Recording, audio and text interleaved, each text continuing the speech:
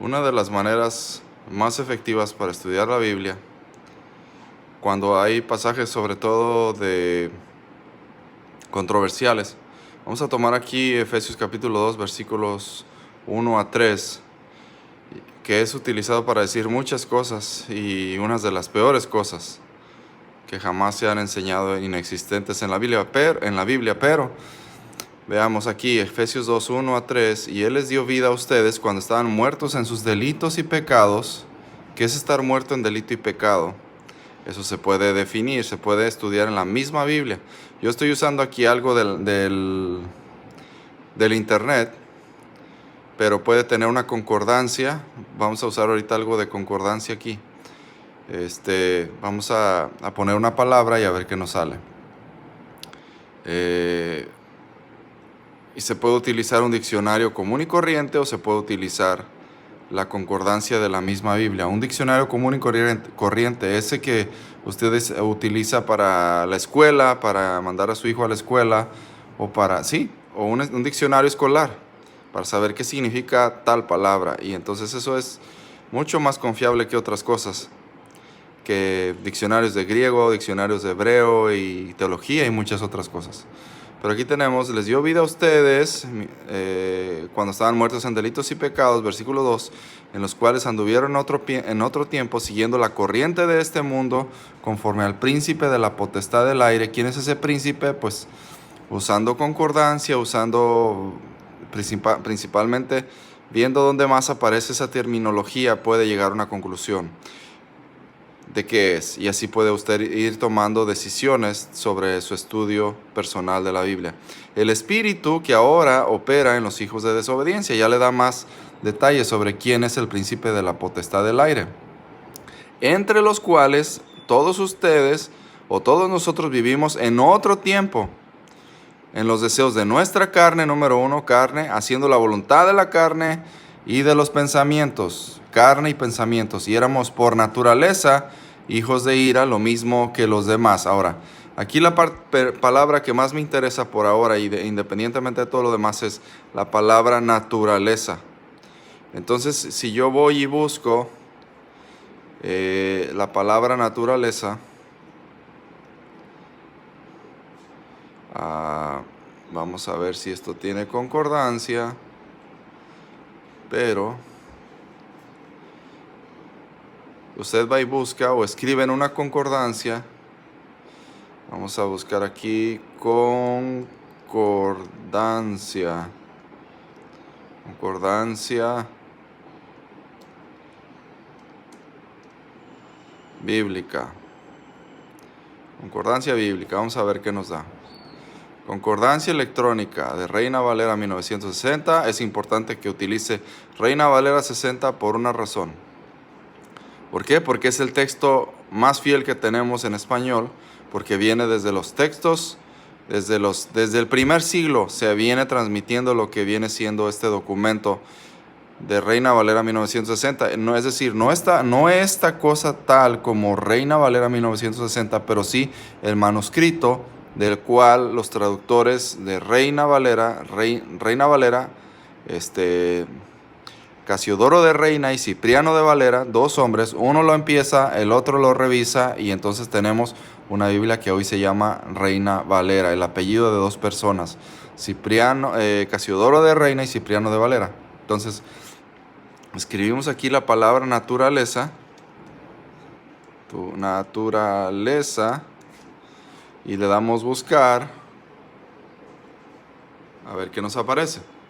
Entonces tenemos Génesis, Romanos, Corintios, Efesios, Santiago, Segunda de Pedro 1:4, Judas 1:7, Judas 1:10, todos esos pasajes. Y entonces podemos definir qué significa la palabra naturaleza sin tener que ir al griego, por los mismos contextos que nos dé este documento, y como procede de la iglesia misma del primer siglo, podremos tomar decisiones sobre qué significa esa palabra en realidad. Hoy en día se nos dice que esta palabra, por ejemplo, en Romanos, pasiones vergonzosas, contra la naturaleza, Romanos 1:26, que la palabra naturaleza significa que hay un ser misterioso dentro de nosotros que nos controla y le llama naturaleza pecaminosa. ¿Eso es verdad? ¿Sí o no? Entonces va usted a una concordancia, busca todos los pasajes y encuentra si alguna vez está al lado, por ejemplo, de la palabra pecaminosa, naturaleza pecaminosa. Si usted nota ahí en todos los colores rojos, al lado de la palabra naturaleza nunca aparece pecaminosa. Eso ya le puede dar una guía. ¿Qué es naturaleza?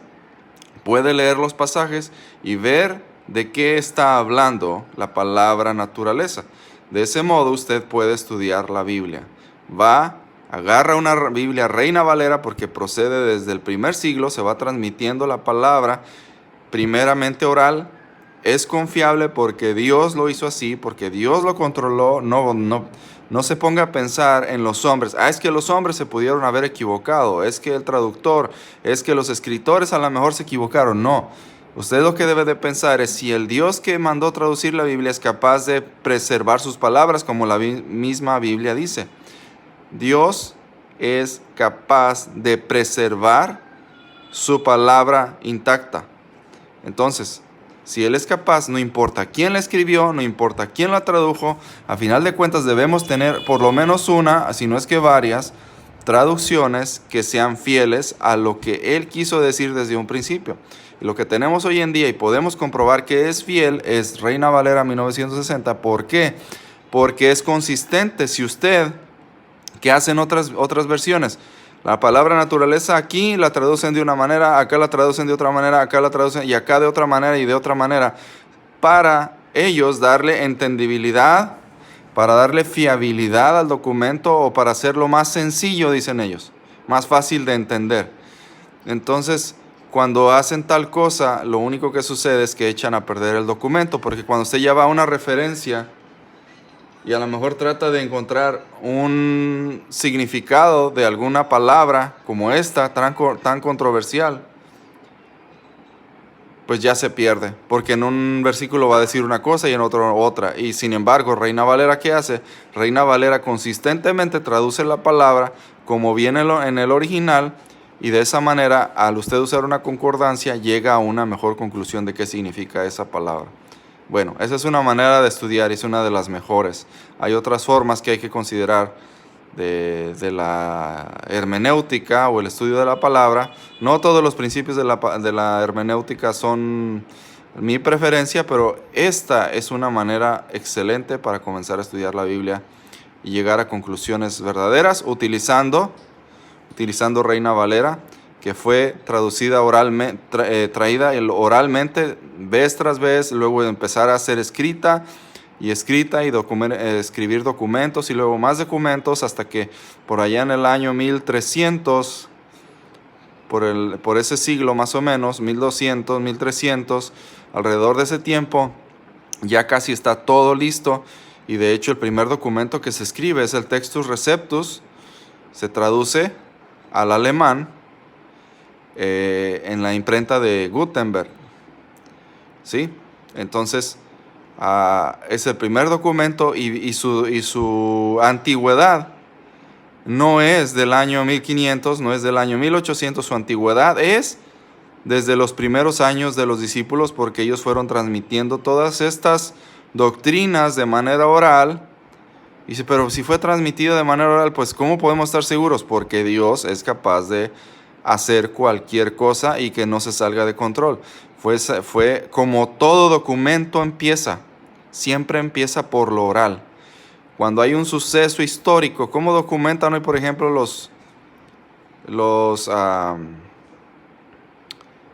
periodistas una situación? Van, investigan con las personas, con los testigos, y después eso se va documentando, va quedando grabado en videos, escrito en papel también, si usted gusta, un reportaje escrito en papel, si es un asunto grave de un delito, pues un ministerio público redacta una carta, un oficio donde quedan los detalles de un evento, o aún los historiadores o los que están registrando eventos históricos en el sentido no de que son un asunto muy grande, muy importante, sino cosas naturales. El presidente de nuestro municipio inauguró hoy la calle fulana de tal que se acaba de pavimentar, etcétera, etcétera.